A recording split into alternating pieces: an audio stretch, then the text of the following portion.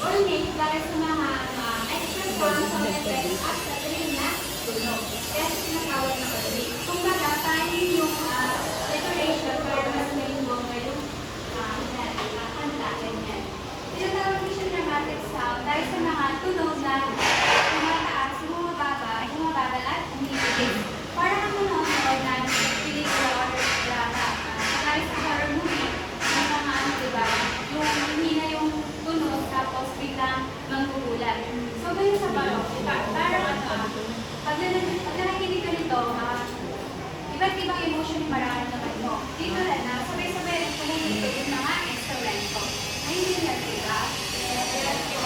Next naman po, classical period. Classical period.